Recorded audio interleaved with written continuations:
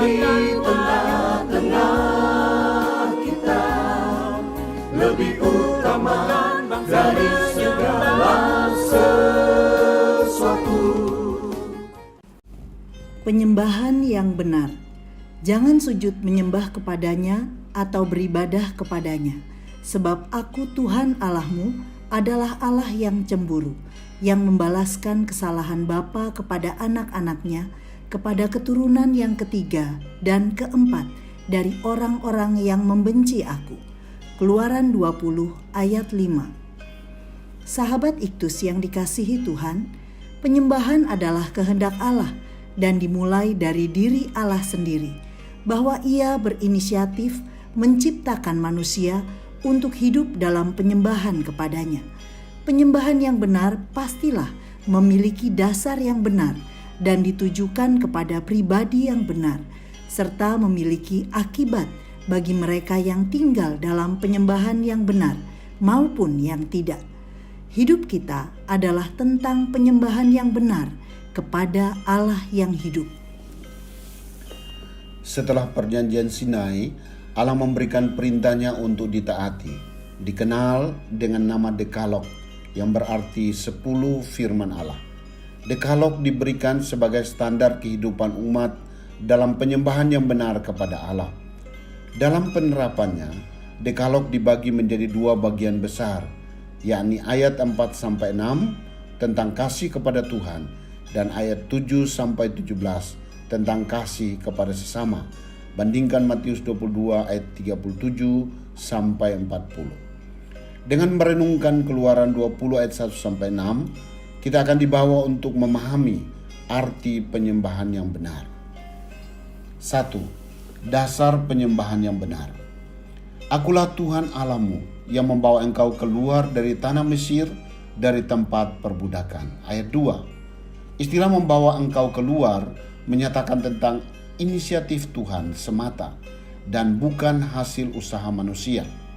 Sedangkan tempat perbudakan di Mesir merupakan gambaran perbudakan dosa. Oleh kasih karunia, Allah telah menyelamatkan manusia dari hukuman dosa dan menuntun untuk hidup menurut kehendak Allah menuju tanah perjanjian. Perintah Allah yang disebut Dekalog diberikan oleh Tuhan setelah umatnya memperoleh kasih karunia. Hal ini penting karena kasih karunia Allah yang memampukan umat Tuhan untuk hidup sesuai dengan apa yang diperintahkannya. Kasih Allah selalu mendahului setiap tuntutannya. Itu berarti bahwa kekuatan Allah jugalah yang memampukan umatnya untuk memahami perintahnya dan hidup di dalamnya. 2. Objek penyembahan yang benar. Kita dapat memahami arti penyembahan yang sesungguhnya. Pertama, penyembahan hanya ditujukan kepada Tuhan. Perintah pertama adalah jangan ada padamu Allah lain di hadapanku. Pertanyaannya, siapakah Allah yang kepadanya umat menyembah? Akulah Tuhan Allahmu. Allah memperkenalkan dirinya sebagai Tuhan, yakni Yahweh, proper name, nama pribadi Allah. Dalam perjanjian baru, Yahweh disebut Yesus Kristus, Sang Juru Selamat. Kedua, penyembahan berarti tidak membuat tandingan Tuhan. Patung pada ayat ini dapat diterjemahkan sebagai ilah-ilah atau dewa-dewa, atau dapat juga diterjemahkan sebagai berhala. Larangan perintah kedua, ayat 4, berarti tidak boleh menjadikan sesuatu sebagai objek pemujaan, ayat 5a. Ketiga, penyembahan berarti ketundukan mutlak kepada Tuhan. Istilah saca Ibrani atau proskuneo Yunani berarti menempatkan Tuhan di tempat yang paling tinggi dan menempatkan dirinya sebagai penyembah pada tempat yang paling rendah. Ini adalah ketundukan yang mutlak atau dapat disebut sebagai sebuah pengabdian. 3. Akibat penyembahan yang benar. Bagi mereka yang tidak menuruti kehendak Allah untuk menyembah, termasuk kategori dari orang yang membenci Aku, maka penghukuman diberikan kepadanya sampai kepada keturunan yang ketiga dan keempat. Bagi yang pernah terlibat dalam dosa penyembahan berhala, masih ada kesempatan untuk bertobat dan dilepaskan dari keterikatan kutuk dosa, yaitu dengan kuasa darah Tuhan Yesus yang memerdekakan. Namun bagi mereka yang menyembah Allah dengan benar, kasih setia keset ditujukan kepada mereka. Ayat 6. Penyembahan kepada Tuhan adalah bukti kasih kita kepadanya, dan hal ini dapat dilihat dari kehidupan yang taat kepadanya.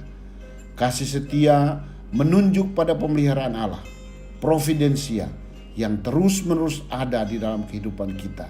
Bandingkan Ratapan 3 ayat 22 dan 23. Sahabat Iktus, kasih karunia Allah kita terima ketika kita datang pada Tuhan, percaya dan menerima Yesus sebagai Tuhan dan Juru Selamat pribadi. Inilah saat pembebasan kita dari perbudakan dosa dan hidup dalam tuntunan Allah menuju tanah perjanjian, yaitu sorga mulia.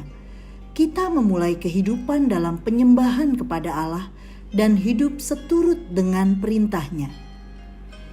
Tuhan tidak menginginkan saya menempatkan sesuatu yang lain atau seseorang yang lain untuk menjadi tandingan Tuhan, karena Tuhan adalah Allah yang tidak ada tandingannya.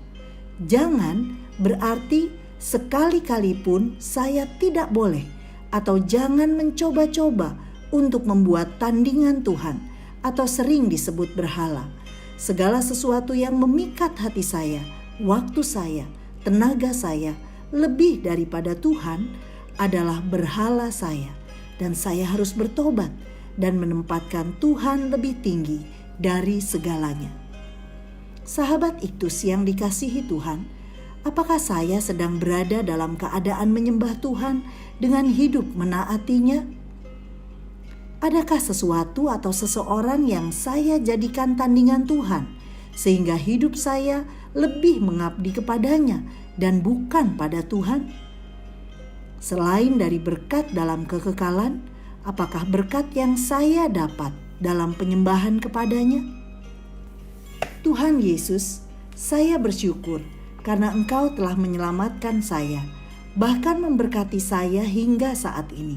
Semua berkat-Mu membawa saya untuk hidup dalam penyembahan kepadamu. Hanya Engkaulah Yesus, pusat penyembahan saya. Saya hanya mengabdi kepadamu Yesus Kristus Tuhan. Biarlah melalui penyembahan saya, segala suku bangsa datang kepadamu dan sujud menyembah-Mu. Amin. Yesus adalah pusat penyembahan kita. Kristus ada di tengah-tengah kita, lebih utama dari segala sesuatu. Kristuslah yang harus ku beritakan hingga datangmu Kristus.